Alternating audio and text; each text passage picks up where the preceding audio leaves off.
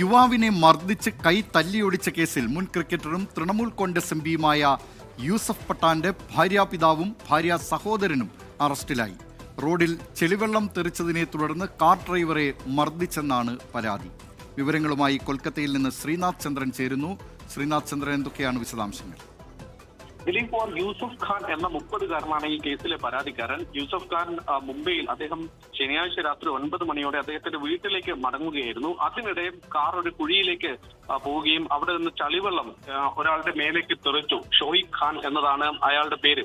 ഈ ഷോയിബ് ഖാൻ യൂസഫ് പട്ടാന്റെ അടുത്ത കുടുംബാംഗമാണ്. ഷോയിബ് ഖാൻ അവിടെ വെച്ച് തന്നെ കയ്യേറ്റം ചെയ്യുകയും വാഹനത്തിന്റെ ചില്ല് തകർക്കുകയും ഒക്കെ ചെയ്തു. അതിന് പിന്നാലെ വീട്ടിലെത്തിയ പരാതിക്കാരനായ യൂസഫ് ഖാൻ പിന്നീട് പോലീസിൽ പരാതി നൽകാൻ പോകും വഴിയാണ് യൂസഫ് പട്ടാന്റെ ഭാര്യ പിതാവും ഭാര്യ സഹോദരനും ചേർന്ന് മർദ്ദിച്ചു എന്നതാണ് ഇപ്പോഴത്തെ കേസ്. ഖാലിദ് ഖാൻ എന്നതാണ് ഭാര്യ പിതാവിന്റെ പേര്. അവർ മർദ്ദിക്കുകയും കൈ തല്ലി ഒടിച്ചു എന്നതാണ് കേസ്. പിന്നീട് ഒളിവിൽ പോകാൻ പ്രതികൾ ശ്രമിച്ചെങ്കിലും പ്രതികളെ ഇപ്പോൾ പോലീസ് പിടികൂടിയിട്ടുണ്ട്. മെയ് 2-ാം തീയതി വരെ പ്രതികളെ റിമാൻഡ് ചെയ്തിട്ടുണ്ട്. ദിലീപ് കുമാർ.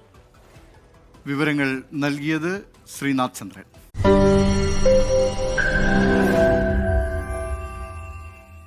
ലോകത്തെവിടെയായാലും ഏത് സമയത്തും 24 വാർത്തകളും ഓഗ്മെന്റഡ് റിയാലിറ്റി പാക്കേജുകളും എക്സ്പ്ലെയിനറുകളും വിശദമായി കാണാൻ ഞങ്ങളുടെ യൂട്യൂബ് ചാനൽ നിങ്ങൾക്ക് സബ്സ്ക്രൈബ് ചെയ്യാം.